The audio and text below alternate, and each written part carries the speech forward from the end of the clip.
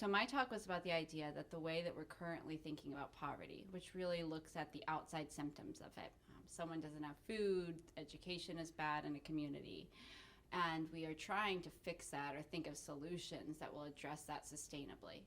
But my talk suggested that if we really want to think about, or if we really want to end poverty long term, we have to look at poverty's causes and the beliefs and the identities that are underneath them. So it was about reframing the way we understand poverty. I'm originally from Houston, Texas, and I started thinking about social justice or community concerns when I was quite young, because my mom is really community minded. She's someone who would always have us go feed the homeless on Thanksgiving or spend time at nursing homes.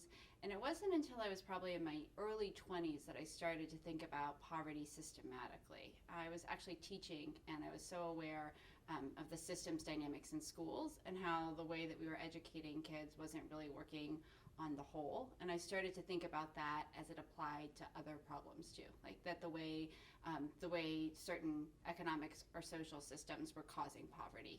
And so even though I continued to do some sort of volunteer work, I really started to think about how do you address the underlying systems or causes of poverty. And that's when I got involved in community organizing, because community organizing at its root looks at how do you gather the community and build its capacity to address bigger problems than they can address as individuals. I got my training in community organizing in Boston, actually, through the Episcopal Church and the Harvard Kennedy School. I still work with a professor at the Kennedy School in most of my projects. And I started organizing here around transgender rights. And then I moved to Kenya in 2010. And that is where I developed the organization that I've been running for the last 4 years called Tatua.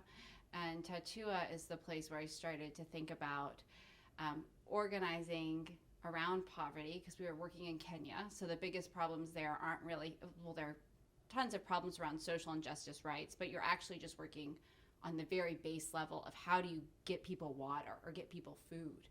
And in that situation, applying organizing in that context started to reveal to me that what's most powerful about organizing isn't actually the end product of the addressing the issue.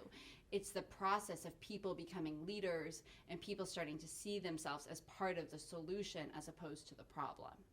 And so my talk was really inspired by this idea of, to really end poverty, you have to start thinking about how do you bring people in, make them part of the solution, in this idea that they're the problem. And in doing that, sort of spark some hope in them and spark a sense of agency that's really lasting.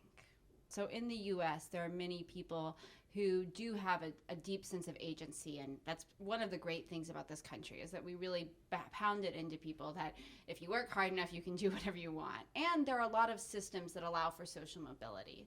But that's not true in all situations. In a lot of countries, avenues for social mobility are restricted. And even in the US, social mobility is quite restricted. And so there are certain classes or people who will show more agency, more frustration with systems.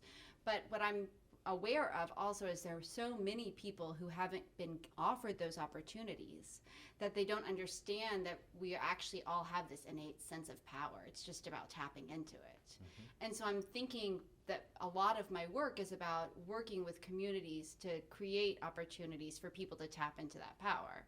And community organizing is one way of doing it. There are a lot of other ways of doing it, but using organizing as a tool to really help people start to understand what's inside of them and use it to make real change.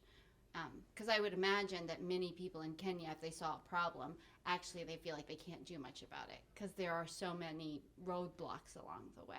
It's so tempting when we see problems to try to fix them because we want to help. But every time we try to fix something for somebody, we become the solution and they become the problem. So the challenge is to respond instead by building a relationship with the person and bringing them in as partners and addressing the problem.